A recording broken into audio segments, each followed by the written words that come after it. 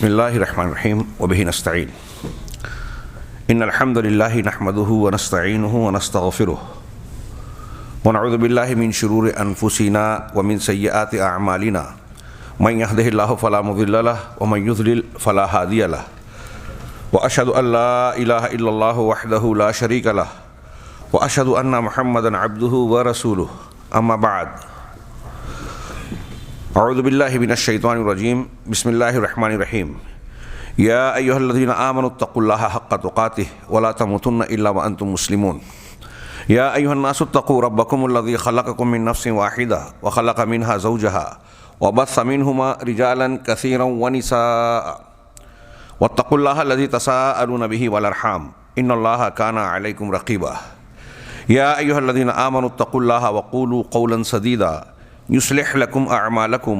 ويغفر لكم ذنوبكم ومن يطع الله ورسوله فقد فاز فوزا عظيما فإن خير الحديث كتاب الله وخير الهدي هدي محمد صلى الله عليه وسلم وشر الأمور محدثاتها وكل محدثة بدعة وكل بدعة ضلالة وكل ضلالة في النار أعوذ بالله من الشيطان الرجيم بسم الله الرحمن الرحيم وَاعْتَصِمُوا بِحَبْلِ اللَّهِ جَمِيعًا وَلَا تَفَرَّقُوا وَقَالَ تَعَالَى وَأَنَّ هَذَا صِرَاطِي مُسْتَقِيمًا فَاتَّبِعُوهُ وَلَا تَتَّبِعُوا السُّبُلَ فَتَفَرَّقَ بِكُمْ عَنْ سَبِيلِهِ ذَلِكُمْ وَصَّاكُمْ بِهِ لَعَلَّكُمْ تَتَّقُونَ دعوی سینٹر الجبیل کے قابل احترام ذمہ داران، میرے مکرم معظم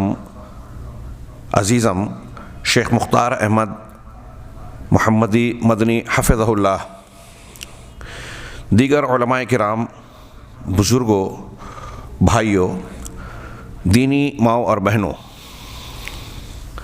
اللہ تبارک و تعالیٰ کا بے پناہ شکر ہے، اس کا ہم پر یہ احسان واجب الشکر ہے کہ اس نے ہمیں اسلام دیا، اسلام کی شکل میں وہ دین جو قرآن و سنت کا اللہ کے آسمان سے نازل کردہ خالص دین ہے، اس کو ماننے، اس کی قدردانی کرنے اور قبول کرنے کی توفیق سے ہم کو ہمکنار کیا، جس سے بڑھ کر اس روئے زمین پر اس زندگی میں کوئی دوسری نعمت نہیں ہے، اس نعمت سے ہم کو مالا مال کیا۔ اس پر اللہ رب العالمین کا انتہائی، جتنا بھی ہم شکر کریں، اپنا سب کچھ لٹا دیں، سب کچھ قربان کر دیں، تو اس ایک نعمت کا ہم حق ادا نہیں کر سکتے شکر کے اعتبار سے۔ اللہ رب العالمین نے ہم کو یہ نعمت دی، اور پھر اسی نعمت کے واسطے سے یہ مختلف جنسیات اور قومیات سے تعلق رکھنے کے باوجود ہم توحید کے ایک مذہب اور ایک رشتے سے جڑے ہونے کی بنیاد پر یہاں آج اکٹھا ہیں۔ سعودی عرب مملکت التوحید کی اس سرزمین پر میں اس موقع پر جو جذبات خوشی مسرت محسوس کر رہا ہوں، اور ایسا مجھے محسوس ہو رہا ہے کہ جس ذمہ داری کو مجھے سونپا گیا ہے شاید میں اس کا حق ادا نہ کر سکوں، لیکن اپنے ان بھائیوں کی درمیان ایک اہم موضوع کو لے کر اس کا حکم کی تعمیل کرتے ہوئے اسے بیان کرنے کی خاطر جو اللہ رب العالمین نے مجھے توفیق دی، اس پر پہلے میں اللہ کا شکر گزار ہوں، اور اس کے بعد دعوی سینٹر اور اس سے متعلق جن لوگوں نے اجازت دی اور آپ حضرات جو یہاں حاضر ہیں، اس دورے میں شریک ہیں، میں ان سب کا شکر گزار ہوں، اور رب العالمین سے یہ دعا کرتا ہوں کہ جب اس نے اس بات کی ہمیں توفیق عطا فرمائی کہ ہم اس موضوع اور اہم بات کے لیے اکٹھا ہو رہے ہیں، تو رب العالمین اس ملاقات کو، اس مجلس کو قبول بھی فرمائے، ہمیں اخلاص دے وے۔ اس مجلس کے جو محدود اور مختصر وقت ہے، ہو سکتا ہے بعض اخوان کو یہ محسوس ہو کہ یہ بہت موسع ہے، شیخ نے بھی بیان کیا کہ جمعہ سنیچر ابھی اور آئندہ ہفتہ، لیکن حقیقت میں یہ ایک کتاب کی تشریح کے لیے، ایک فکر اور منہج حق کی تعیین اور تشریح کرتے ہوئے جو آج عالم اسلام میں ایک بہت بڑی گمراہی کی شکل میں ایک فکر پھیلی ہوئی ہے، اس کی تشریح، تعیین اور اس کو مدلل انداز میں جو لوگوں کے لیے قابل اطمینان ہو بیان کرنے کے لیے یہ وقت بہت کم ہے۔ الا ان یشاء اللہ، اللہ کسی کو توفیق دے، شرح صدر اس مدت میں عطا فرمائے تو یہ اس کا احسان و کرم ہے، رب العالمین ہمیں اس کی توفیق دے اور ذریعہ بنائے۔ بہرحال میں یہ عرض کرنا چاہوں گا کہ یہ موقع ملا آپ حضرات کے شکر کے بعد، میں یہ عرض کرنا چاہوں گا کہ جیسا کہ ابھی تمہیدی کلمات میں شیخ مختار نے بڑی جامع گفتگو کی، اور اس گفتگو کے تناظر میں آپ حضرات کو اس موضوع کی اہمیت اور ضرورت کا احساس ہوا ہوگا۔ شیخ نے یہ بیان کیا کہ اسلام کو آغاز میں کن 5 افکار سے بہت زیادہ نقصان پہنچا۔ ہاں، اس میں خارجیت کا امام ذوالخویسرہ، رافضیت کا امام عبداللہ ابن سبا، تصوف کے امام یوں سمجھ لیجئے کہ کچھ منتشر تھے، اس کے ائمہ جو ہیں 6 صدی میں زیادہ پیدا ہوئے، جو اجمی تھے اور اپنے آپ کو اہل بیت سے تعلق رکھنے والا بتایا، سارے سلسلے اللہ کے رسول صلی اللہ علیہ وسلم سے اپنے آپ کو اہل بیت سے جوڑنے کی کوشش کرتے ہیں۔ 6 7ویں ہجری کے اجمی حضرات، ایک قدریہ ہیں جس کا تذکرہ نہیں ہوا، ان کا اصل الاصول یا اس کا بانی جو تھا معبد الجہنی بصرہ کا، ایک واصل ابن عطا اور عمر بن عبید، یہ جو شیخ نے اعتزال کا، اقلیت پسندی کا ذکر کیا، ان کے سرغنہ یا بانی اور مؤسس یہ 2 حضرات ہیں۔ اس طریقے سے آپ حضرات دیکھیں گے کہ ان لوگوں نے جن گمراہیوں کا آغاز کیا، اور شیخ نے بالکل بجا طور پر فرمایا کہ اسلام اور دین کو نقصان پہنچانے والے اور مختلف اہوا اور بدعات کو نکال کر نبی کریم صلی اللہ علیہ وسلم کے فرمان کے میری امت کے 73 فرقے ہوں گے، 72 جو ہے وہ گمراہی کا یعنی جہنم کے راستے پر چلنے والے ہوں گے، اس کے مصداق بننے والے جتنے بعد کے گمراہ فرقے ہیں وہ انہی کی کوکھ سے جنم لینے والے ہیں، انہی کی فکر سے پرورش پانے والے افراد اور گروہ ہیں۔ میں نے یہ تذکرہ صرف اس لیے کیا کہ شیخ نے فوکس کیا کہ جس جماعت اخوان المسلمین، جماعت اسلامی اور ان کے بغل بچہ جو دوسری تنظیمات ہیں، ان کے وہ قطبی ہوں، سروری ہوں، حزب التحریر ہوں، بوکو حرام ہوں، یا دوسرے جو شدت پسند ہو آج کل ہمارے ہندوستان میں، جیسے مثال کے طور پہ ایک نئی، پہلے ایک نوجوانوں کی تنظیم تھی جماعت اسلامی کے بچے جو نافرمان کہلانے لگے، ان پر پابندی لگی، ابھی جو ہے کیا فرنٹ جو ہے اس پر پابندی لگی، یہ افکار پاپولر فرنٹ کی شکل میں، یہ افکار دراصل یہیں سے کشید کیے گئے ہیں۔ اس نے جیسا کہ شیخ نے فرمایا کہ سب سے زیادہ نقصان پہنچایا، جب یہ فرما رہے تھے تو مجھے اللہ کے رسول صلی اللہ علیہ وسلم کے فرمان کا ٹکڑا یاد آ رہا تھا کہ شر الخلق والخلیقہ، صحیح احادیث میں خارجیوں کا نام لے کر اللہ کے رسول صلی اللہ علیہ وسلم نے نشاندہی کی۔ یہ ذوالخویسرہ کا واقعہ بتایا، اللہ کے رسول، ابھی اپنے حدیث سنی، اللہ کے رسول صلی اللہ علیہ وسلم سے خطاب کر کے وہ شخص کہہ رہا ہے اعدل یا محمد فإنک لم تعدل، اللہ اکبر، اللہ کے رسول سے کہہ رہا ہے انصاف کیجیے، آپ نے انصاف نہیں، اور آپ نے جواب بھی دیا کہ اگر میں ہی انصاف نہ کروں تو پھر کون کرے گا؟ علامہ ابن شیخ الاسلام علامہ ابن تیمیہ نے کہا کہ دیکھیے یہ گمراہی کی پہلی کڑی ہے، نبی کی مخالفت، سنت کی مخالفت۔ جتنے اہل بدعت ملیں گے روئے زمین پر، گمراہ فرقے والے اہل الاہوا، آپ کے یہاں بنیادی طور سے یہ بات ملے گی، مخالفت سنت۔ نبی کریم صلی اللہ علیہ وسلم نے ذوالخویسرہ کو ٹوکا، بولا، اور پھر اس کے بعد ان کا نام لے کر جو باتیں بیان کی، ان کی صفات بیان کی۔ میں تمہیدی کلمات کہہ رہا ہوں، کتاب کی طرف آنا ہے، اس لیے وہ روایتیں آگے آئے گی انشاءاللہ۔ آپ نے نام لے کر کہا، یہ اس بات کا بھی ثبوت ہے کہ ہمیں نام لے کر اہل بدعات کی نشاندہی کرنی چاہیے، جن سے خطرہ ہے کہ لوگ اس کی وجہ سے گمراہی کا شکار ہو سکتے ہیں۔ ہاں، تو اللہ کے نبی صلی اللہ علیہ وسلم نے ان کا نام لیا، سنت کی مخالفت کی، اتباع ہوا کا شکار ہوا، اور آپ دیکھیں گے کہ جتنے گمراہ فرقے اہل الاہوا قرآن و سنت کے صراط مستقیم اور جنت کے راستے سے ہٹنے والے گروہ ہیں، سب کے اندر یہ بات مشترک پائی جائے گی۔ یہ کبار علماء ہمارے سلف کے تبصروں میں یہ باتیں آپ کو موجود ملے گی، اتباع ظن، اتباع اہوا اور مخالفت سنت، گمراہی کی یہ بنیادیں آپ کو ہر جگہ نظر آئے گی۔ اور شیخ نے فوکس کرتے ہوئے کہا کہ رافضیت اور خارجیت کے جو دو ایک سکے کے 2 رخ ہیں، ایک دوسرے سے تال میل بھی نظر آتا ہے، بظاہر ایک دوسرے کے ضد بھی ہیں لیکن تال میل بھی ہے۔ یہ موجودہ جس جماعت سے متعلق ہم گفتگو کرنے جا رہے ہیں، اخوان المسلمین یا اور اس سے متعلقہ ہم فکر حضرات، ان کے اندر ان کی خارجیت اور رافضیت کی صفات نمایاں طور پر ہے، لیکن میں آپ سے عرض کروں کہ جن ملاحظات آپ کے ہاتھ میں جو کتاب ہے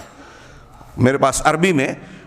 اس میں جو 50 ملاحظات ہیں، اگر آپ اس کو بغور پڑھیں گے تو یہ معلوم ہوگا کہ اس جماعت کے اندر صرف خارجیت اور رافضیت کی ہی گمراہی نہیں ہے،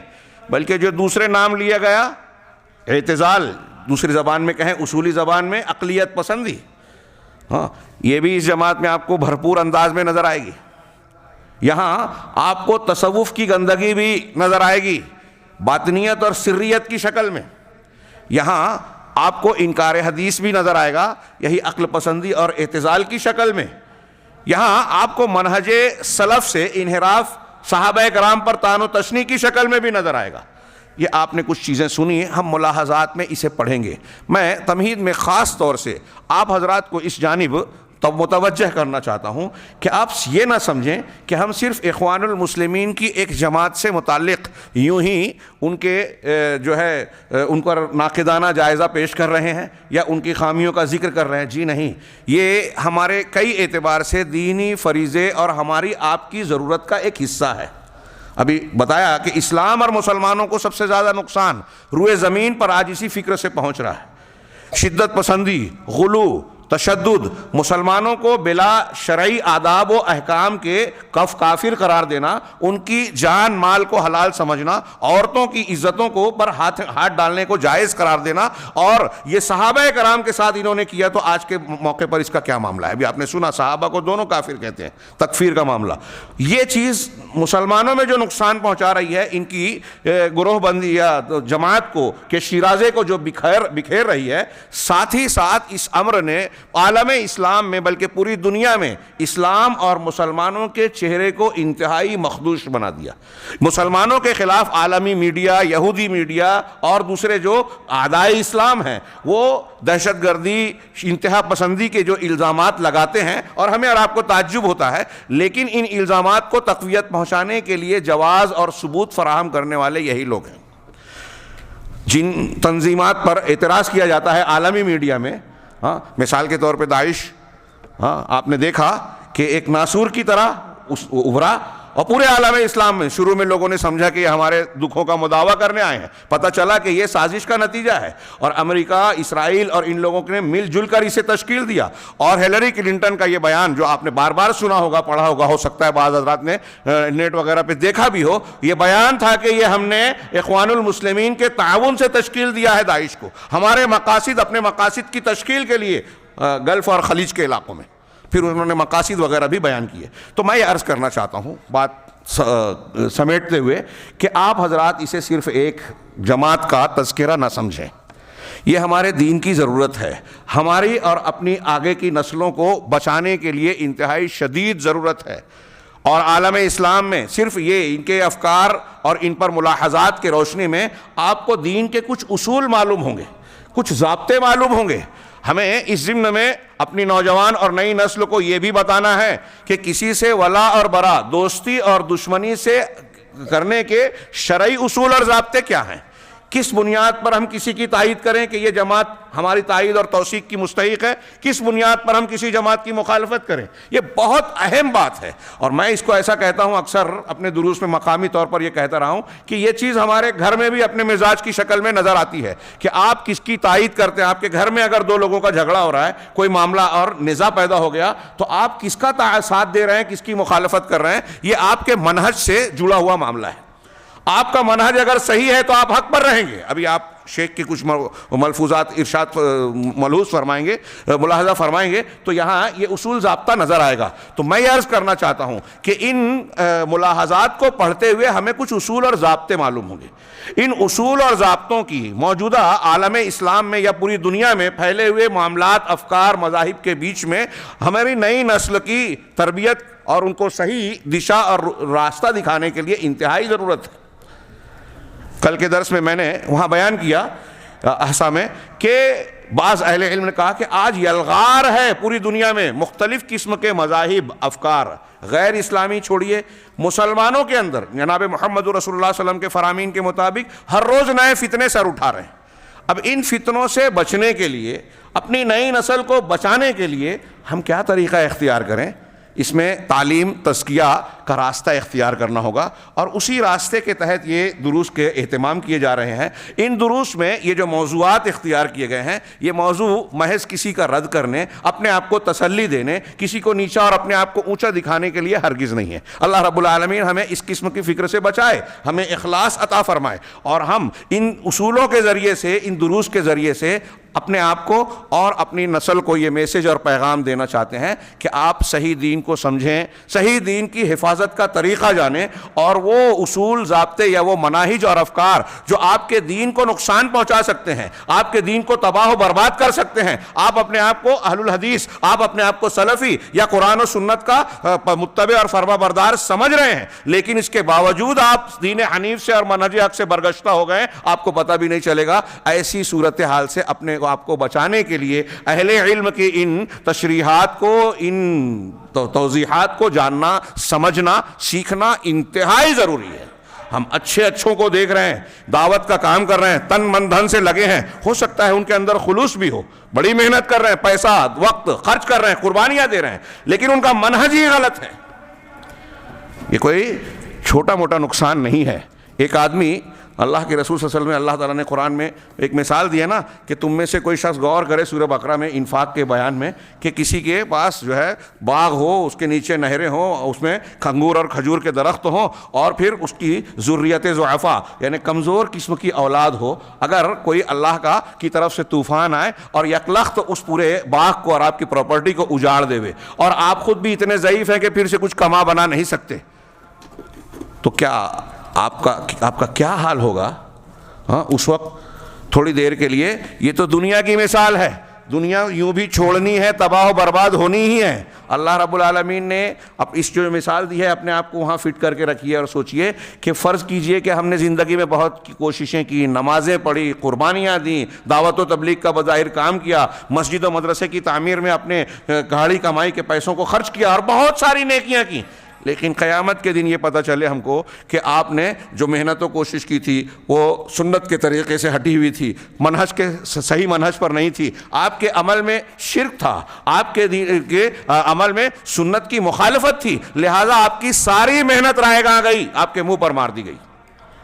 سوچئے کیسا معاملہ ہوگا، پھر دوسرا موقع اور چانس نہیں ملے گا۔ لہٰذا اس صورتحال کو سامنے رکھ کے ان دروس کی اہمیت اور ضرورت کو محسوس کریں۔ یہ صرف ہماری نہیں، ہمارے پورے گھر کی ضرورت ہے، پورے عالم اسلام کی ضرورت ہے، اور ان ملاحظات میں صرف ایک جماعت نہیں بلکہ ایک جماعت کے ملاحظات کو دیکھتے ہوئے ہم دنیا میں بکھرے ہوئے افکار اور مناہج کے تجزیہ کرنے کے طریقے کو جان سکتے ہیں۔ ان اصولوں کی روشنی میں ہم دوسرے مناہج کو بھی پرکھ سکتے ہیں، اور ہم صحیح منہج کو جان کر اس پر اپنے آپ کو قائم رکھنے کی کوشش میں کامیاب ہو سکتے ہیں۔ رب العالمین ہمیں کامیابی عطا فرمائے۔ شیخ عبداللہ بن محمد بن حسین النجمی، یہ سعودی عرب کے ایک عالم ہیں، شیخ احمد نجمی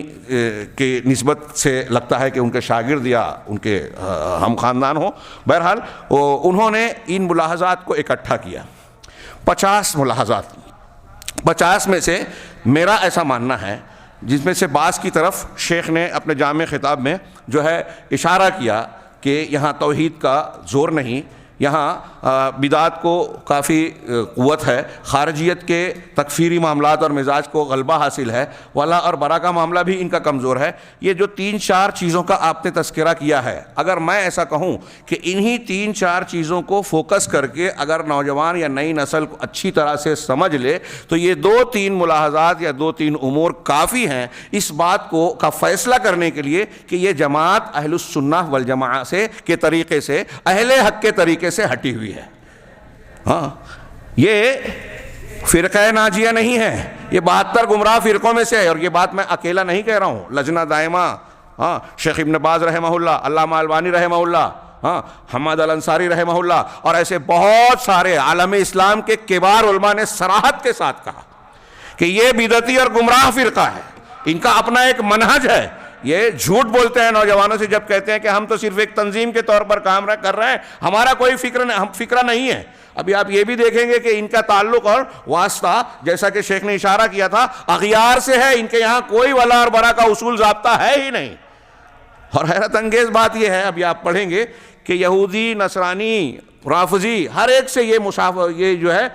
تعلق قائم کرنے کے لیے راضی ہیں، اپنے بازوؤں کو جو ہے کشادہ بتاتے ہیں کہ ہمارے درمیان، یہاں تک حسن البنا اخوان المسلمین کے بانی نے یہاں تک کہا کہ یہودیوں اور ہمارے درمیان خصومت اور جھگڑا دین اور مذہب کا ہے ہی نہیں۔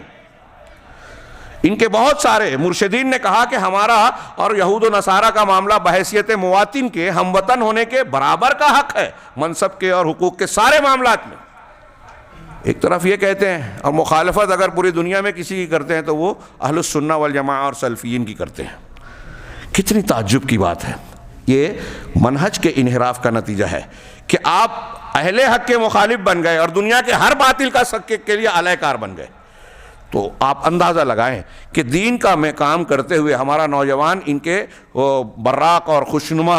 پرکشش نعروں کے پیچھے جو ہے لپک جاتا ہے اور سمجھتا ہے کہ میں دین کے خدمت کر رہا ہوں، دین کے لیے قربانیاں دے رہا ہوں، ہاں، لیکن حقیقت میں وہ دین کی مخالفت اور حق کی مخالفت کر کے اپنے آپ کو گمراہی کے راستے پر چلاتا ہے۔ ہاں، لہٰذا یہ شیخ نے جو ملاحظات پیش کیے ہیں، میں اس تناظر میں عرض کر رہا تھا کہ چند ملاحظات کو بھی اگر آپ اچھی طرح سمجھ لیں، اپنے نوجوانوں کو سمجھا دیں، تو وہ اس بات کا فیصلہ کرنے کے لیے کافی ہے کہ یہ جماعت گمراہ ہے۔ ہمیں اس سے بچنا چاہیے، اور نبی کریم صلی اللہ علیہ وسلم نے جن احادیث میں بیان کیا کہ فتنے آئیں گے، جن احادیث میں بیان کیا کہ 73 فرقے ہوں گے، 72 جہنم میں جائیں گے، جس حدیث میں ذکر کیا کہ ایک ہی گروہ حق پر قائم رہے گا ہمیشہ، ان حدیثوں کا حاصل ہمارے لیے بنیادی طور سے کیا ہے؟ کیا ہدایت دینا چاہتے ہیں رسول اللہ صلی اللہ علیہ وسلم؟ یہ صرف خبر دیا آپ نے، صرف واقعہ بتا رہے ہیں؟ یہ آپ کی خبر اور معجزہ ضرور ہے، لیکن ساتھ ہی ساتھ اس میں ہدایت اور تنبیہ ہے کہ دیکھیے 73 ہوں گے، 72 جہنم میں جائیں گے، تم جہنم والے راستوں کو سمجھنا، پرکھنا اور اس سے اپنے آپ کو بچانا۔ یہ درس اسی کی ایک کڑی ہے۔ نبی صلی اللہ علیہ وسلم کے اس حکم اور ارشاد اور ہدایت کی تعمیل ہے کہ ہم اپنی نسلوں کو بتائیں کہ گمراہی کے راستے، انحراف کے راستے کون کون سے ہیں، اپنے آپ کو اس سے بچائیں۔ یہ ہمارا دینی فریضہ ہے۔ عمر فاروق رضی اللہ تعالیٰ عنہ کے قول کے مطابق دین کی اور اسلام کی خدمت وہ آدمی کر ہی نہیں سکتا جو جاہلیت کو نہ جانے۔ اس لیے ہدایت پر قائم رہنے کے لیے ہم کو، آپ کو ضروری ہے کہ گمراہی کو بھی جانیں، توحید پر قائم رہنے کے لیے شرک کی معرفت بھی ضروری ہے تاکہ ہم اپنے آپ کو اس سے بچائیں۔ اس پر بہت سی دلیلیں ہیں۔ ہم کتاب کی طرف آتے ہیں۔ شیخ عبداللہ بن محمد اپنے کلام کا آغاز کتاب کے مقدمے اور تمہید میں، تمہید کئی اعتبار سے میں بہت اہم سمجھتا ہوں، اپنے مقدمے میں یہ آغاز کرتے ہوئے حمد و صلوات کے بعد کہتے ہیں کہ امر بالمعروف اور نہی عن المنکر،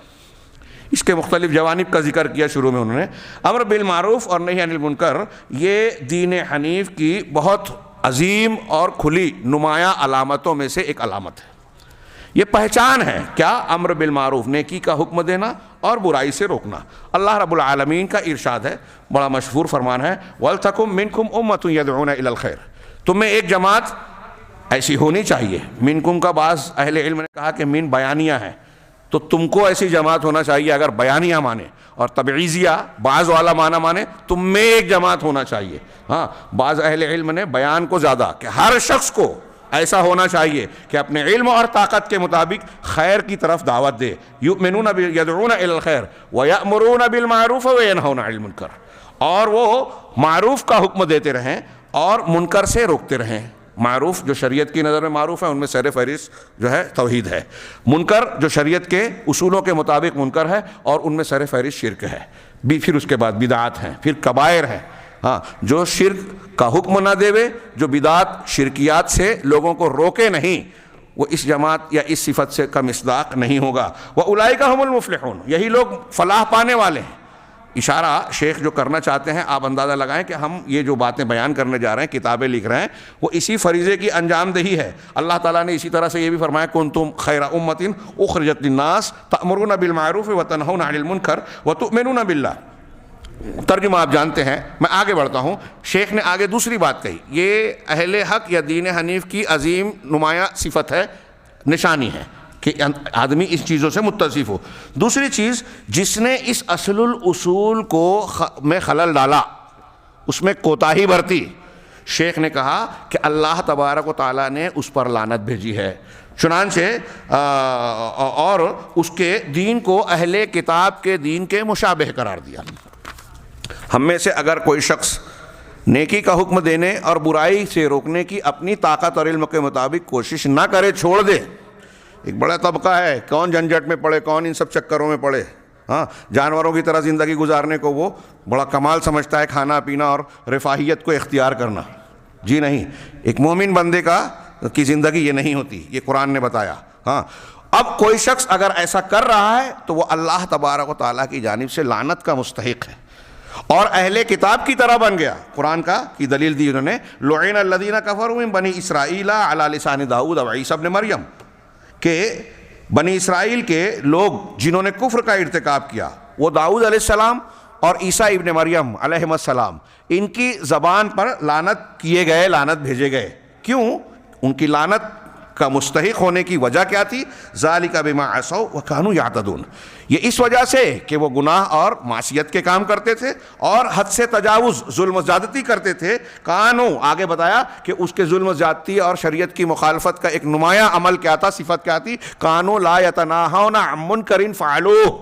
کہ اس منکر کو جس کو آپس میں ایک دوسرے کے سامنے یا علم میں رہتے ہوئے انجام دیتے تھے، ایک دوسرے کو اس سے روکتے نہیں تھے، نہی عن المنکر کے فریضے کو ترک کر دیا۔ لبئس ما کانوا یفعلون، کتنا برا عمل وہ کرتے تھے۔ اللہ رب العالمین نے اس بنیاد پر ان کو برا بھی کہا، ہاں، بنی اسرائیل کو لعنتی کہا، نبیوں کی زبان پر لعنت کا مستحق ٹھہرایا۔ اب اگر اہل کتاب اس بنیاد پر لعنت کے مستحق ہیں تو ہم اور آپ بھی اگر امر بالمعروف اور نہی عن المنکر کا فریضہ انجام نہیں دیتے، جس میں یہ بھی شامل ہے کہ اگر کوئی گمراہ اور غلط منہج ہمارے نسلوں کے عقیدے کو، منہج کو بگاڑ رہا ہے، غلط راستوں پر، گمراہی کے راستوں پر لے جا رہا ہے، تو اس سے ہم لوگوں کو متنبہ کریں، آگاہ کریں کہ دیکھو یہ گمراہی ہے۔ اگر ہم نے ایسا نہیں کیا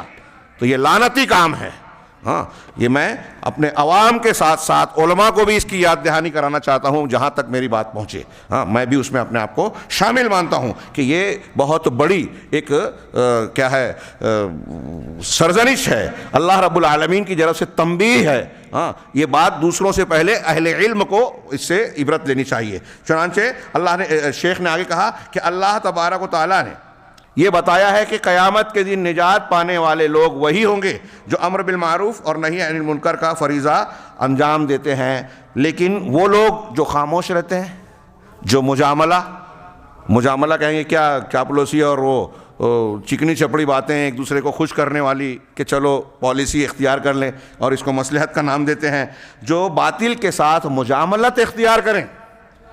ہاں، لیپا پوتی والا کام، ہاں، گائے بھی گابن، بیل بھی گابن، یہ بھی صحیح اور یہ بھی صحیح۔ ہمارے ہاں یہ دعوت جو ہے نا اخوانیت اور اس کی، آپ دیکھیے کہ یہ لوگ کہتے ہیں کہ چونکہ اللہ تبارک و تعالیٰ نے ہم کو اقامت دین کا حکم دیا ہے، حکومت حاصل کرنی ہے، حکومت حاصل کرنے کے لیے قوت چاہیے، اور پھر آپس میں جو اختلافی مسائل کو چھیڑنے سے یہ مسلمانوں میں جھگڑا ہوتا ہے، لہٰذا آپ فاتحہ کرو کہ نہ کرو، میلاد پڑھو کہ نہ پڑھو، شرک کرو کہ نہ کرو، قبر پہ جاؤ کہ نہ جاؤ، ایک ہو جاؤ۔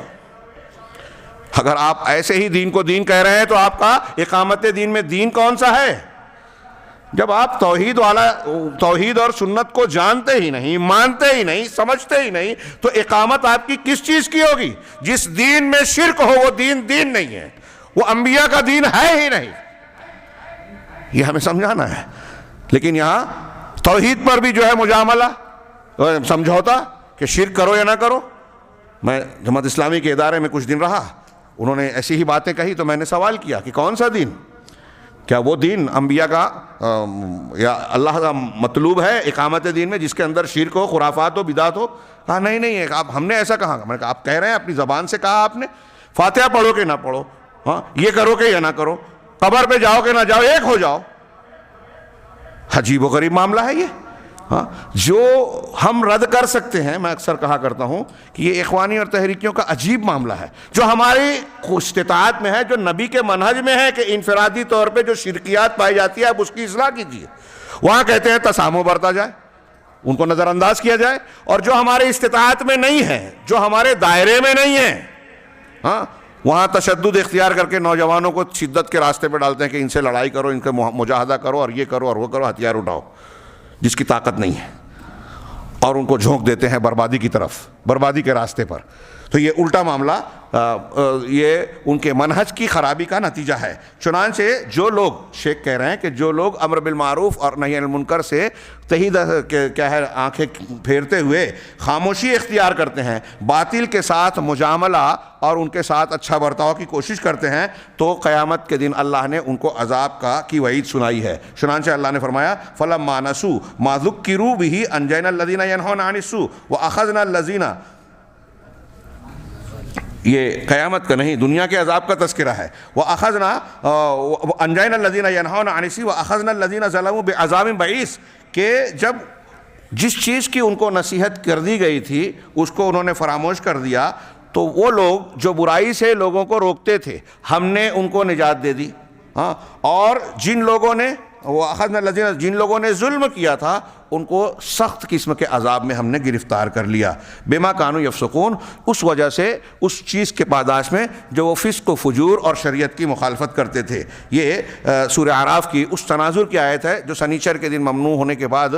شکار کرتے تھے مچھلیوں کا، ان کا انجام بتاتے ہوئے اللہ رب العالمین نے یہ بات بیان کی۔ کہہ رہے ہیں کہ امر بالمعروف اور نہی عن المنکر یہ مومنین کے اوصاف میں سے ایک وصف ہے۔ قرآن نے کہا والمؤمنون والمؤمنات بعضهم اولیاء بعض، کہ مومن مرد اور مومن خواتین عورتیں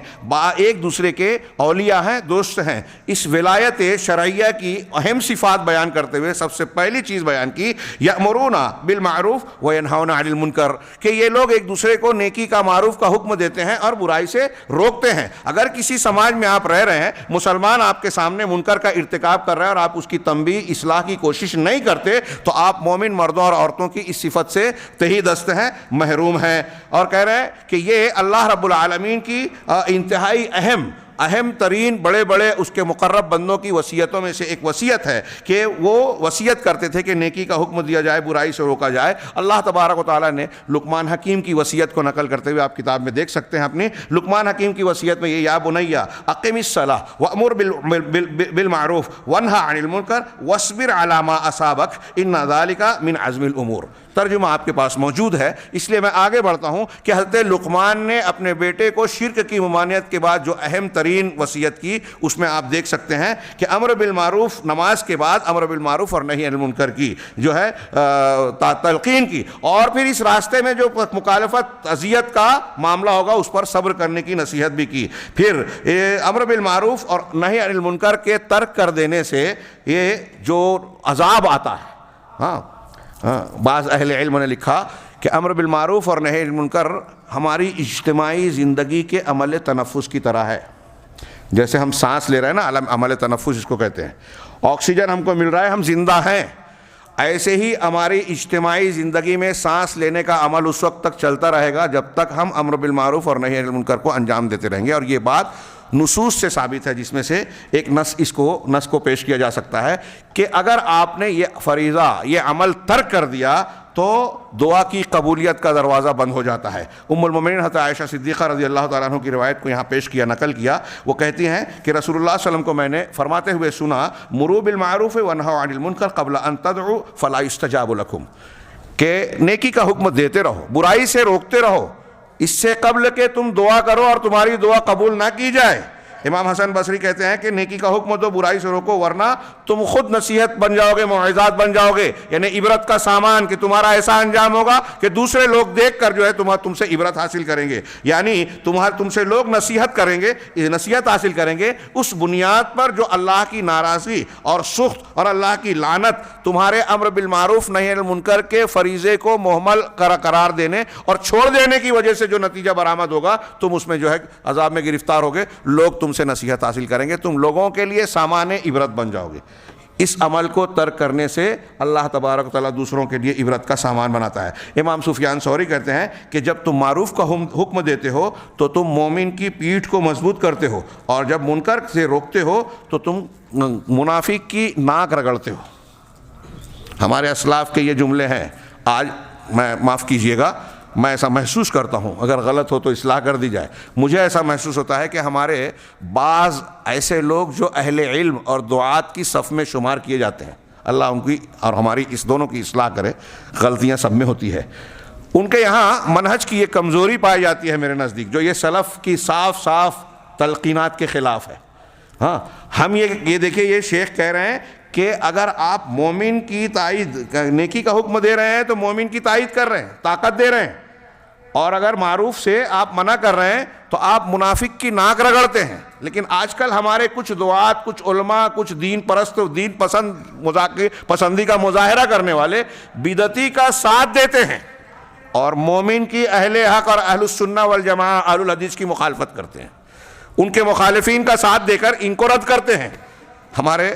بر صغیر میں یہ ماحول بہت عام ہے، سوشل میڈیا پہ اس کو عام طور سے دیکھا جا سکتا ہے، اور خاص مجلسوں میں ہم یہ بھی دیکھتے ہیں کہ کچھ لوگ اخلاق کا مظاہرہ کرنے کے نام پر ہمارے بعض دعات ایسے لوگوں کو جن کے ہاں منہج کی خرابی ہے، اخوانیت ہے، انحراف ہے، ان کی تائید کرتے ہیں، ان کو پروموٹ کرتے ہیں، ان کی مخالفت سے روکتے ہیں، اور اس کے بالمقابل برسر عام اہل السنہ والجماعہ کے ان دعات اور علماء کو جو کھلے عام توحید پیش کرتے ہیں، بدعت سنت کو پیش کر کے بدعت کا رد کرتے ہیں، ان میں تنقیدی پہلو کو نکال کر لوگوں کے سامنے پیش کرتے ہیں۔ ایسا کرنے والا امام سفیان ثوری کے اس قول کے بالکل الٹ کر رہا ہے کہ آپ اہل سنہ والجماعت کے دعات پر حرف گیری اور طعن و تشنیع کر کے، ان پر تنقید کر کے آپ منافق کی تائید کر رہے ہیں، مخالفین کی تائید کر رہے ہیں، اور وہ ان کی تائید کر کے آپ مومنین کی ناک رگڑ رہے ہیں، حق کی مخالفت کر رہے ہیں۔ ایسا کر کے آپ نیکی کا کام نہیں کر رہے ہیں۔ یہ کوئی چھوٹا موٹا جرم نہیں ہے میرے بھائیوں، اور خاص طور سے میں اپنے ان بھائیوں کو جو دین اور دعوت کا کام کرتے ہیں ان سے کہوں گا کہ ایسی ہر کوشش اور آپ کا عمل جو کسی بھی شکل میں منافقین، مخالفین کی تائید کا سبب بنتا ہے، یہ چھوٹا گناہ نہیں ہے، پوری جماعت، پورے دین کے سلسلے میں آپ کا جرم ہے، جو بہت سنگین قسم کے نتائج قوم کے حق میں بھی اور آپ کے حق میں بھی مرتب کر سکتا ہے۔ چنانچہ اس سلسلے میں آنکھیں کھولی جائے۔ شیخ نے پھر کہا کہ اللہ تبارک و تعالیٰ نے ہم کو خیر خواہی اور نصیحت کا بھی حکم دیا ہے، یہ اور اسے انبیاء اور مرسلین کا طریقہ بتایا، اور جو نبیوں کے طریقے پہ چلنے والا ہے اس کو بھی کہا ہے کہ ہمیں النصیحہ کو اختیار کرنا چاہیے، لوگوں کی خیر خواہی۔ اس سلسلے میں قرآن کی آیتوں کی طرف اشارہ کیا گیا ہے، آپ ملاحظہ فرما سکتے ہیں۔ حضرت نوح علیہ السلام نے کہا انصح لکم، حضرت ہود علیہ السلام نے قوم سے کہا انی لکم ناصح امین، اور دیگر انبیاء کی دعوت میں یہی کہا گیا کہ ہم آپ کے خیر خواہ ہیں، امانت دار ہیں۔ اب نبیوں کے طریقے پہ اگر ہم چلنا چاہتے ہیں تو ہمیں خیر خواہی اختیار کرنا ہوگی، اور خیر خواہی اختیار کرنے میں یہ بھی ہے کہ اگر کوئی گڑھے میں گر رہا ہے تو آپ اس کا ہاتھ پکڑ کر کھینچ لے کے اس راستے پر مت چلے۔ یہی ہے بدعت و خرافات اور شرک سے روکنا، جو لوگ سمجھتے ہیں کہ بہت بھاری کام ہے یا دشمنی ہے، اختلافی مسائل کو چھیڑنا ہے، تو ہم دین میں نصیحت کو اختیار کرنے کے مکلف ہیں۔ بہت مشہور حدیث ہے صحیح مسلم کے حضرت تمیم داری رضی اللہ تعالیٰ عنہ سے کہ رسول اللہ صلی اللہ علیہ وسلم نے فرمایا کہ الدین النصیحہ، بعض روایتوں میں 3 مرتبہ کہا، دین سراسر خیر خواہی، دوسروں کے بھلا چاہنے کا نام ہے۔ پوچھا گیا لمن یا رسول اللہ، کس کے لیے؟ تو آپ نے فرمایا للہ ولکتابہ ولرسولہ ولائمۃ المسلمین وعامتہم۔ کہہ رہے ہیں کہ الدین والنصیحہ، دین سراسر خیر خواہی ہے، اللہ کے ساتھ، اس کے رسول، اس کی کتاب کے ساتھ، اس کے رسول کے ساتھ، ائمہ دین، امامان مسلمین کے ساتھ، اور عام مسلمانوں کے ساتھ خیر خواہی۔ اس روایت کے بارے میں آپ نے شروحات سنی اور پڑھی ہوگی۔ اہل علم کہتے ہیں کہ اس میں تقریباً پورا دین اور اس کی بنیادیں سمٹی ہوئی ایک حدیث میں جوامع الکلم کا حصہ ہے۔ اللہ کے ساتھ خیر خواہی میں سارے اللہ کے حقوق آ گئے، توحید اور اس سے متعلقہ، اس کی اطاعت، فرما برداری، تمام حقوق۔ رسول کے ساتھ خیر خواہی میں رسول کے حقوق آ گئے، کتاب کے ساتھ حقوق، خیر خواہی میں کتاب کے ساتھ حقوق آ گئے، اور ائمہ جو ابھی آپ نے سنا سمع و طاعت، اور پھر ائمہ کے ساتھ خیر خواہی۔ اس کو لوگ بہت سر عام آج پرانی خارجیت اور جدید جو یورپ کی فکر ہے، جمہوریت، علمانیت اور جمہوریت، اس کو ملغوبہ بنا کے ہمارے یہاں کا عام انسان بھی جو ہے وہ چلتے پھرتے، وہ جو حدیث میں اللہ کے رسول نے کہا کہ روایبزا، عام آدمی مسلمانوں کے اجتماعی اور بڑے بڑے امور میں بولے گا۔ دیکھیے سوشل میڈیا پہ، دیکھیے مجلسوں میں، دیکھیے ہر کس و ناکس حکومتی اور بڑے بڑے امور پر جو ہے تبصرے کرتا ہے بلا روک ٹوک، ہر چیز میں تنقید کا پہلو، علماء کے کاموں پر تنقید، عمراء کی باتوں میں جو ہے کیڑے نکالنا، تو یہ خیر خواہی کے سراسر خلاف ہے۔ اب ہم اگر یہ خیر خواہی کرنے چاہیں، اس حکم پر عمل کرنے، تو عمراء کو تقویت پہنچانا چاہیے،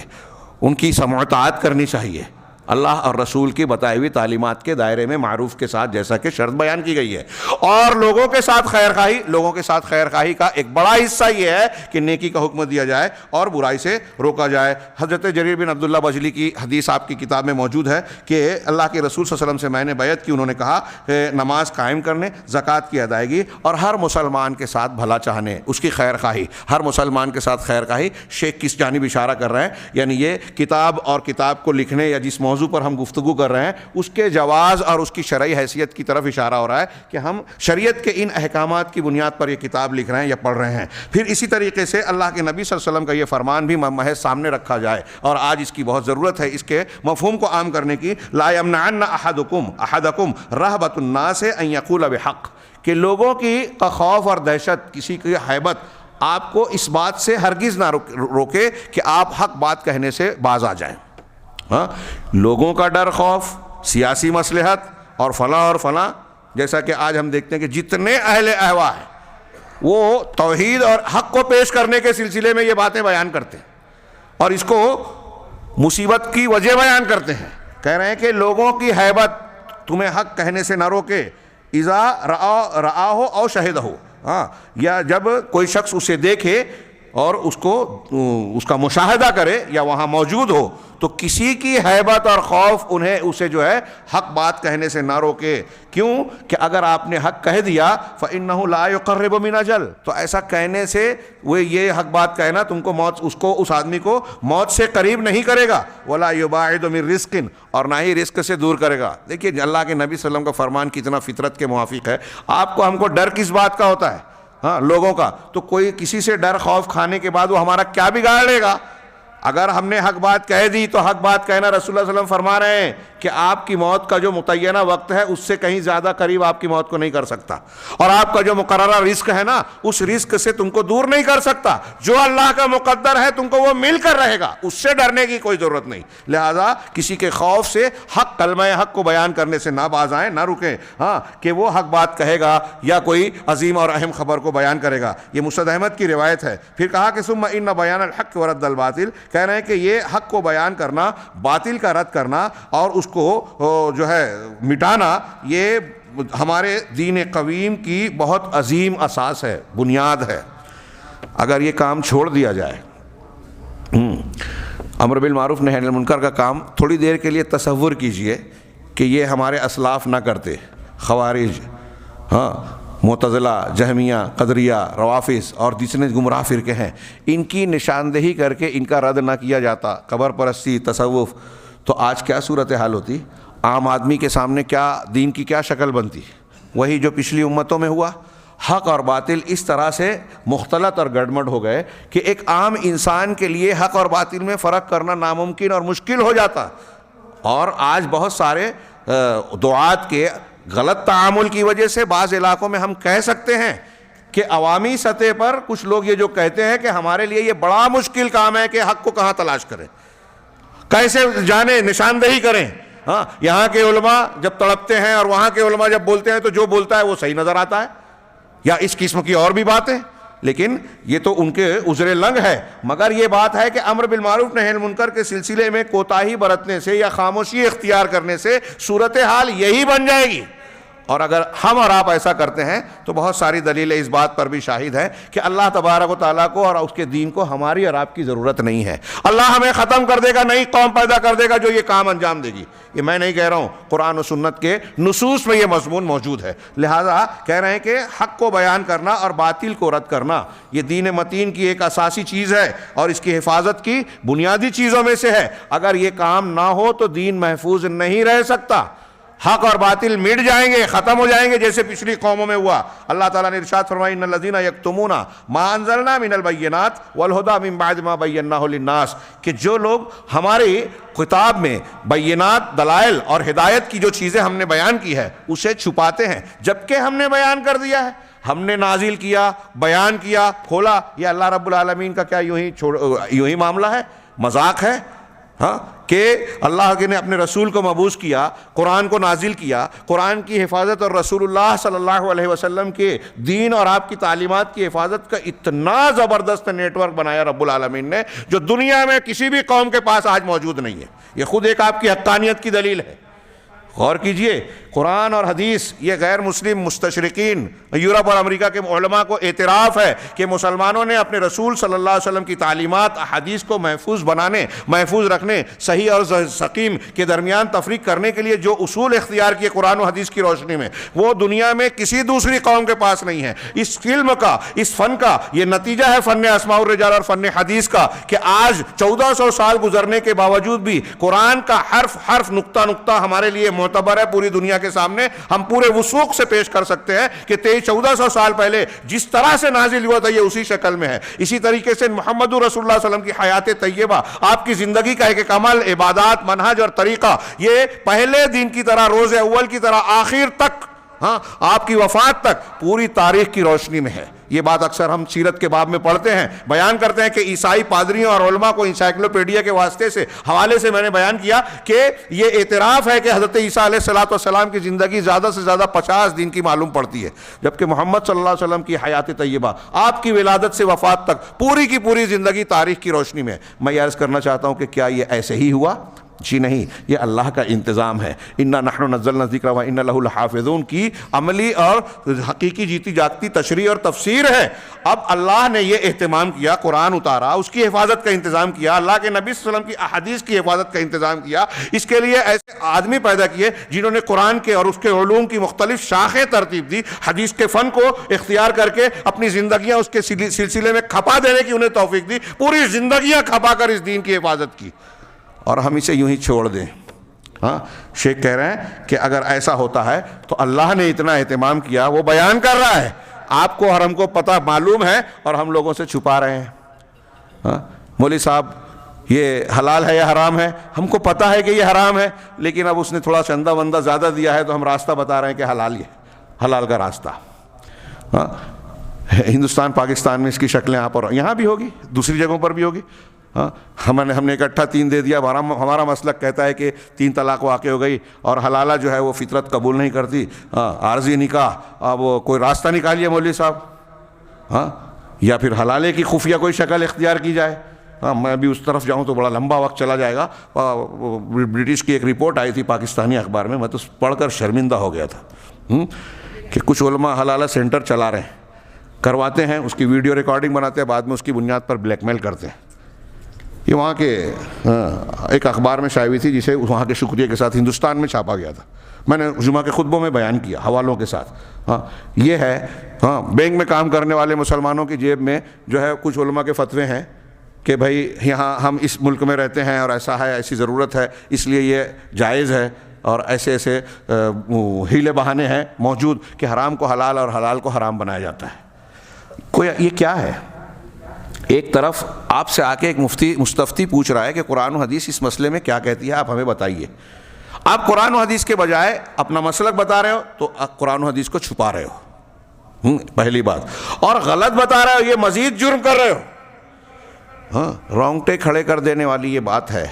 لیکن اگر اللہ رب العالمین کا ڈر اور آخرت پر ایمان انسان کے اندر کمزور ہو تو ایسی جرأت و جسارت کر سکتا ہے۔ ہاں یہ اللہ نے فرمایا کہ جو لوگ اللہ کی نازل شدہ بینات اور ہدایت کو جو اللہ نے صاف صاف بیان کر دی اسے چھپاتے ہیں، ہاں کتاب میں اللہ کہہ رہا ہے کہ ہم نے صاف صاف بیان کر دیا، تو یہی وہ لوگ ہیں جن پر اللہ لعنت بھیجتا ہے اور لعنت گر لعنت بھیجتے ہیں۔ اللہ کی لعنت ان پر پڑتی ہے، پھٹکار، لعنت اللہ کی رحمت سے دوری۔ ہاں رحمت، اللہ کی رحمت کتنی ضروری ہے، دنیا اور آخرت میں ہم سانس نہیں لے سکتے اللہ کی رحمت کے بغیر۔ اللہ کے نبی صلی اللہ علیہ وسلم نے فرمایا کہ کوئی شخص اللہ کی رحمت کے بغیر جنت میں نہیں جائے گا۔ پوچھا گیا کہ آپ بھی؟ کہا ہاں میں بھی، ہاں میں بھی، الا یہ کہ اللہ اپنی رحمت اور فضل سے مجھے ڈھانپ لے۔ اب لعنتی شخص رحمت سے دور ہے، یہ وہ شخص ہے، خاص طور سے دعات، علماء،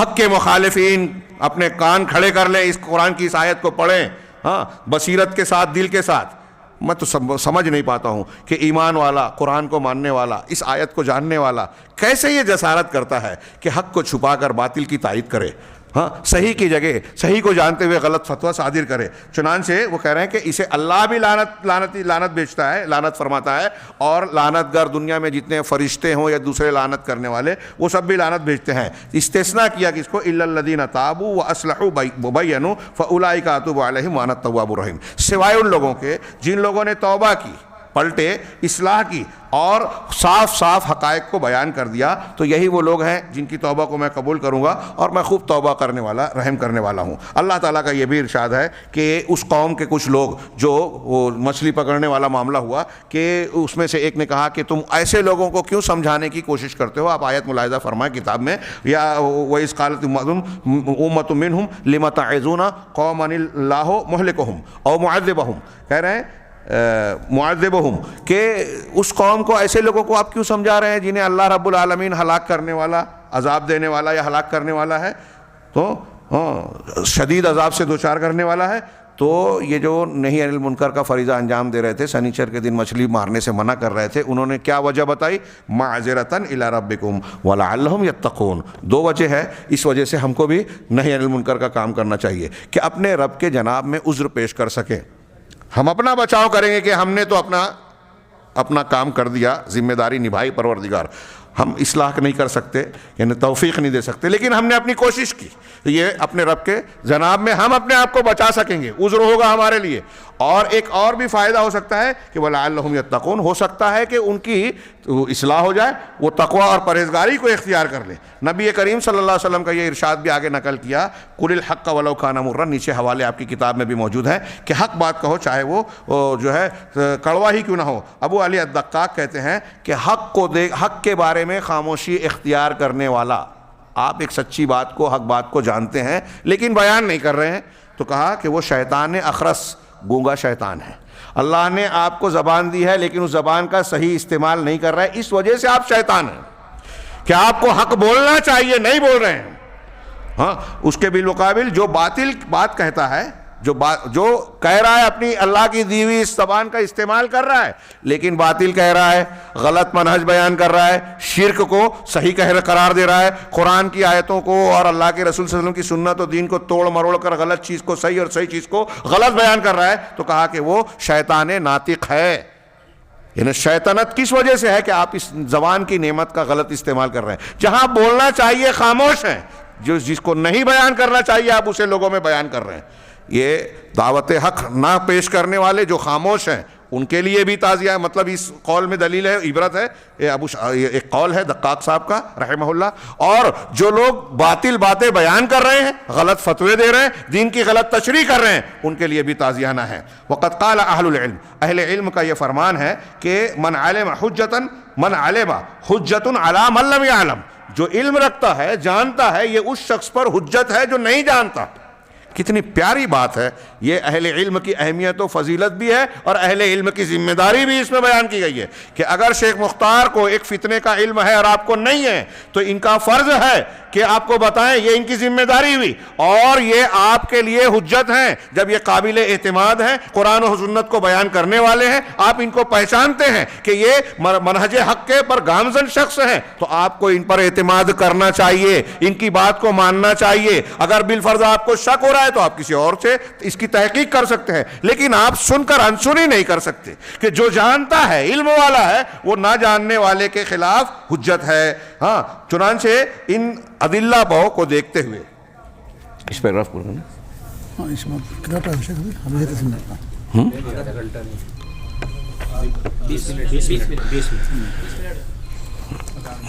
یہ اتنا ان کا ایک یہ 1.5 صفحے کا جو ہے پورا کر لیں. جو ان کے بعد جو دو چند ملاحظات ہیں اس کو ہم اگلی نشست میں پیش کریں گے. میں اس کی اہمیت سمجھ کے اس کو تھوڑا بیان کر رہا تھا. تو کہا کہ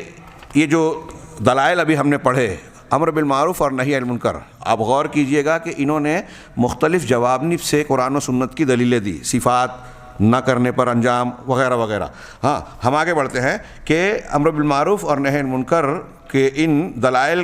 کی روشنی میں چلتے ہوئے، جو کہ اللہ، اس کے رسول، اس کی کتاب، مسلمانوں کے امام اور عام لوگوں کی خیر خواہی پر بھی مشتمل ہیں اور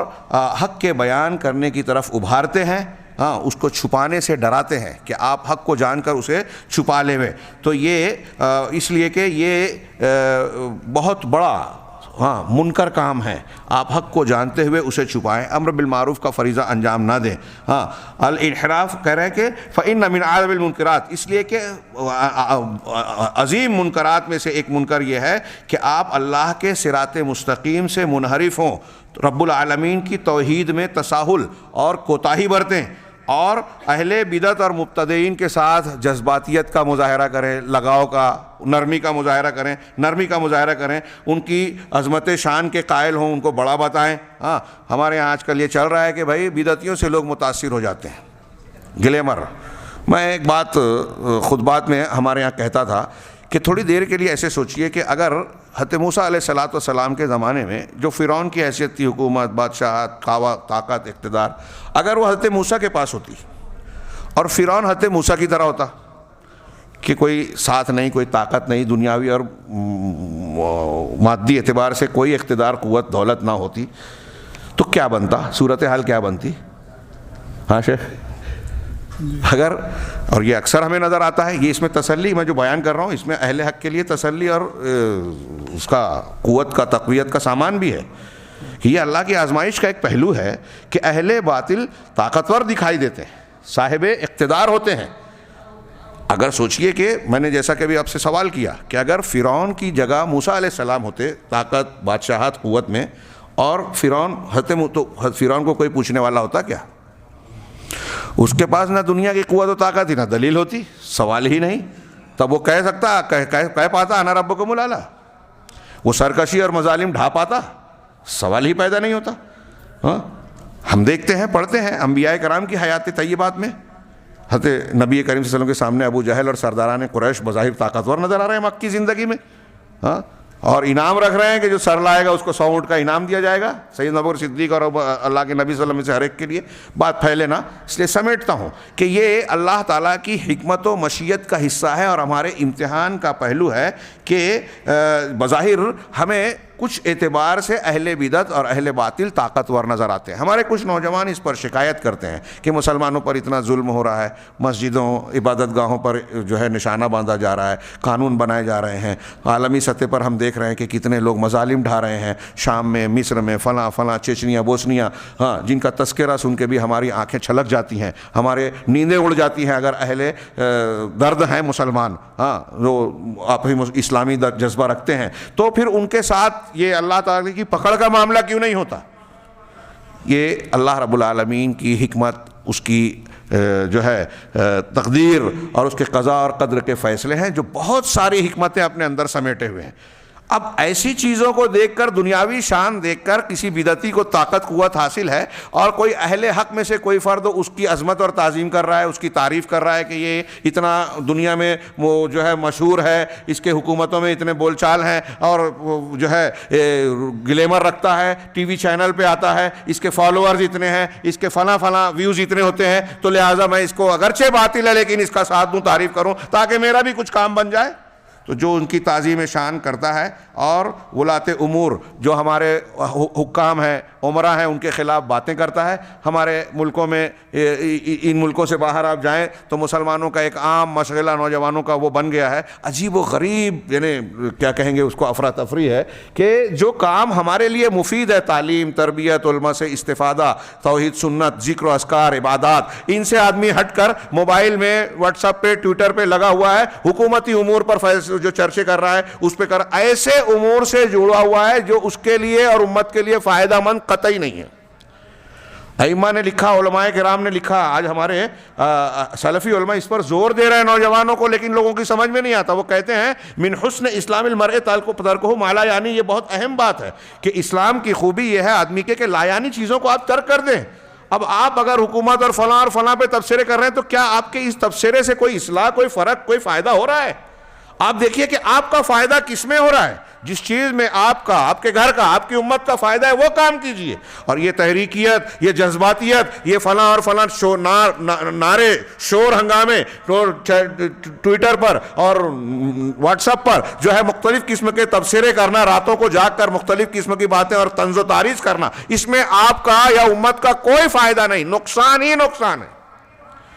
تو ولاۃ امور پر جو ہے یہ تبصرے کرنا اور عام لوگوں کے دلوں میں جو ہے بغض اناد کو پیدا کرنا، یہ حکام ایسے ہیں وہ ایسے ہیں، اور اس پہ تبصرہ کر کے آپ جو ہے لوگوں کے اندر بغض اور اناد اور مسلمانوں کے خلاف مسلمانوں کے اندر جذبات کو برانگیختہ کرتے ہیں۔ ہاں، خاص طور سے نئی نسل اور نوجوانوں کے اندر اہل علم اور علماء کے خلاف بغض اور اناد کو فروغ دینا۔ یہ علماء اتنا مسلمانوں پر مصیبت آ رہی ہے، علماء خاموش ہیں، ایسا نہیں کر رہے ہیں، ویسا نہیں کر رہے ہیں، فلاں آدمی کام کر رہا ہے، اور پھر جھوٹ بیان کیا جاتا ہے کہ دیکھیے فلاں آدمی کے اسٹیج پر آ کر لوگوں نے کلمہ پڑھ لیا، جبکہ وہ جھوٹ ہے اور علماء نے آج تک یہ کارنامہ انجام نہیں دیا۔ اب ایک چیز کو بنا کر جو ہے ایک کام کو کسی نے کیا، فلاں نے نہیں کیا، تو علماء کے خلاف اس کو جو ہے ایک مقدمہ بنا دیا، اس پر اعتراض کرنا شروع کر دیا۔ اگر وہ صحیح بھی ہو، کسی کے ذریعے سے کسی نے اسلام قبول کیا ہو، تو یہ علماء کی اپنی خدمات اور میدان کے سلسلے میں ان کی کوششوں قربانیوں کو مسترد کر دینے کا جواز نہیں بن جاتا۔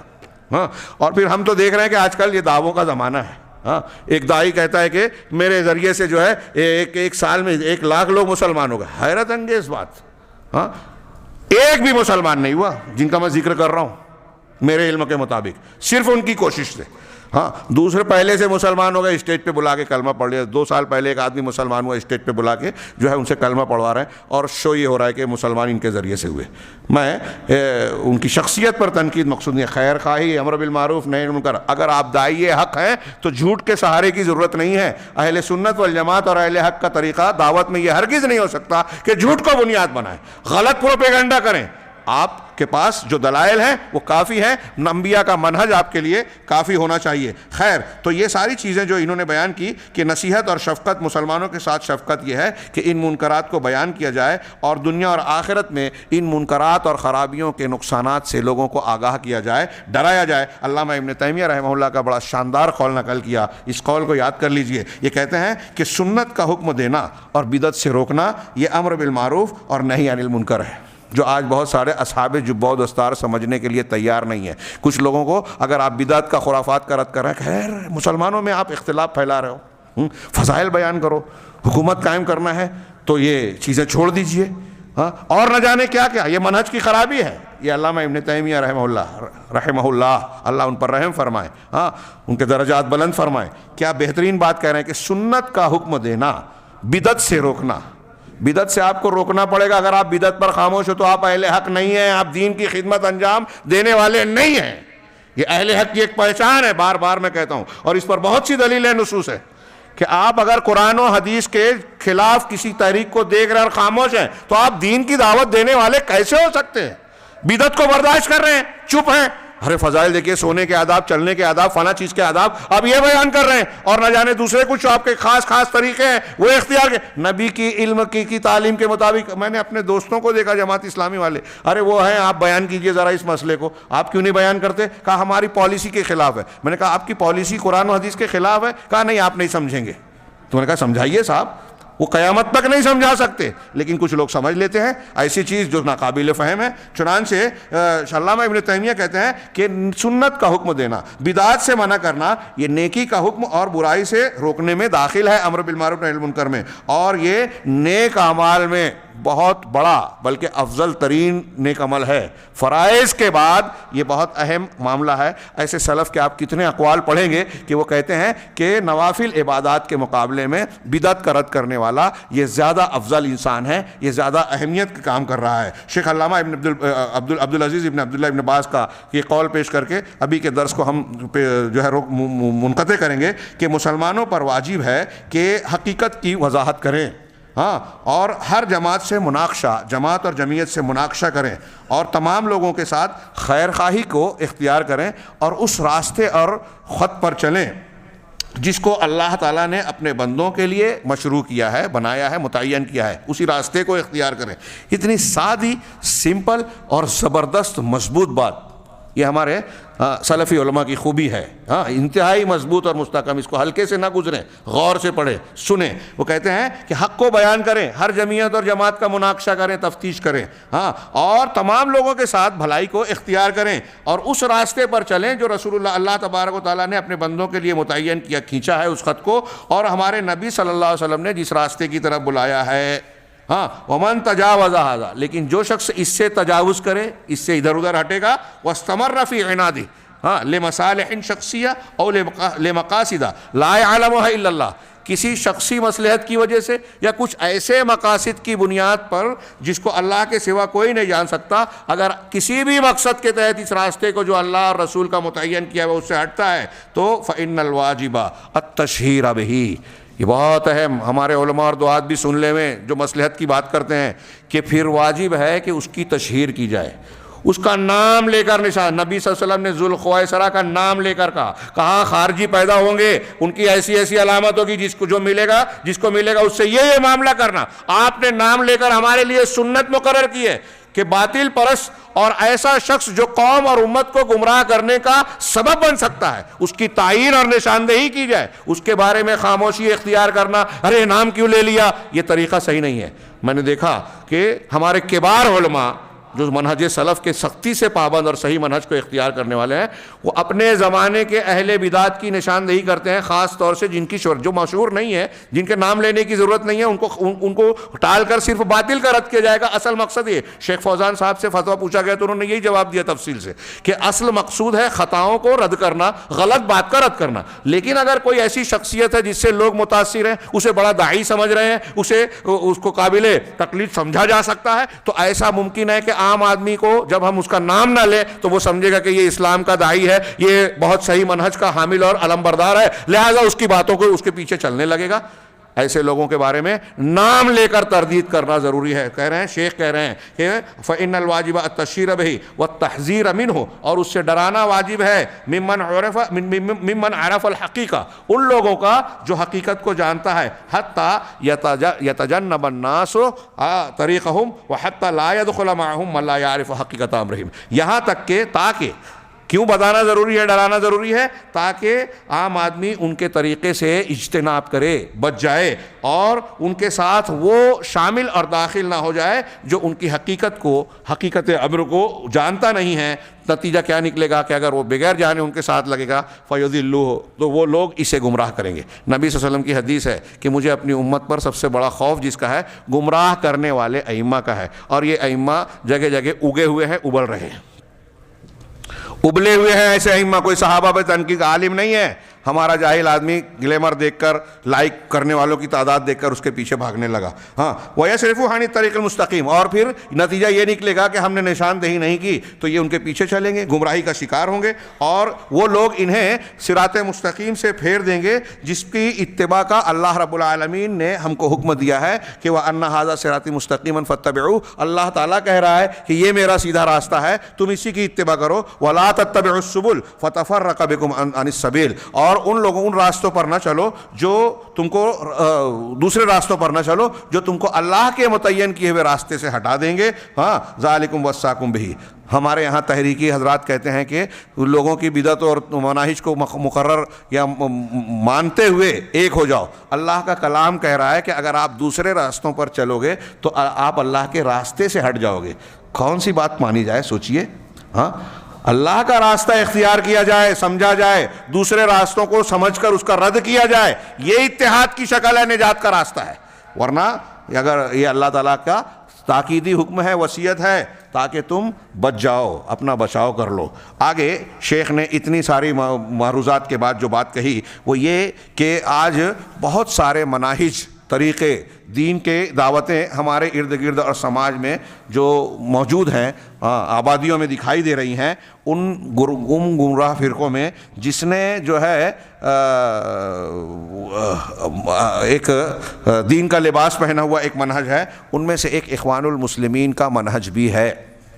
یہاں صرف انہوں نے ایک نام لیا، ابھی شیخ کے خطاب کی طرف میں اشارہ کروں گا کہ انہوں نے بتایا کہ یہاں عالم عرب میں اخوان المسلمین کی جو فکر ہے، ہاں 95% بعض امور میں ان کے ہاں تھوڑا سا اختلاف ہے، وہی فکر جماعت اسلامی کی ہے، اور پھر وہی فکر جو ہے بہت ساری جو شدت پسند تنظیمیں عالم اسلام کے مختلف علاقوں میں پائی جاتی ہیں، انہوں نے اسی سے جو ہے کسب فیض کیا ہے، اسی کی فکر سے استفادہ کیا ہے۔ بلکہ سید قطب پورے عالم اسلام کے جو ہے معاشروں کو جو ہے غیر مسلم قرار دیا، اور جمعہ اور جماعت سے جو ہے کہا کہ جب تک امیر نہیں ہے، اسلامی حکومت نہیں ہے تو یہ پڑھنا ضروری نہیں، سب چھوڑ بیٹھے تھے۔ تو انہوں نے خود اعتراف کیا ہے، یوسف القرضاوی ان کے بارے میں بیان کرتے ہیں کہ ابو الاعلیٰ مودودی صاحب کی کتابوں سے متاثر ہو کر اس کو انہوں نے اس فکر کو آگے بڑھایا۔ تو یہ ایک دوسرے سے جڑے ہوئے ہیں۔ تو یہاں ایک نام لیا تو کہہ رہے ہیں کہ یہ منہج مسلمانوں کے درمیان یا عالم اسلام میں جس منہج نے گویا آج بہت ایک اثر اختیار کر لیا ہے اور اسلامی تحریک کا لبادہ اوڑھ رکھا ہے، ہاں وہ ان میں سے ایک اخوان المسلمین کا منہج اور فکر ہے، اور مسلمانوں کی ایک بہت بڑی تعداد، آپ کی کتاب میں بھی دیکھیے کہ جمع غفیر، بہت بڑی تعداد اس کے سمندر میں ڈوبی جا رہی ہے۔ اور میں یہ پسند کرتا ہوں کہ اخوان المسلمین کا انا اذکر اخوانی المسلمین، اس کا ذکر کروں علماء کے سامنے، طلاب کے سامنے اور عوام کے لیے، یعنی علماء، طلاب اور عوام، ہر اعتبار سے ہر سطح پر ان کا ذکر کیا جائے، ما عرفہ،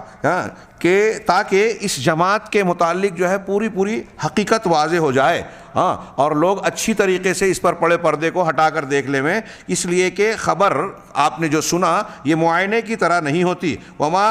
رائن کمن سمع، اور دیکھنے والا اس شخص کی طرح نہیں ہوتا جس نے سنا، اور جو شخص جان گیا بعض چیزوں میں ان لوگوں کی طرح نہیں ہوتا جو ایک لمبی مدت تک ان کے ساتھ رہا ہو،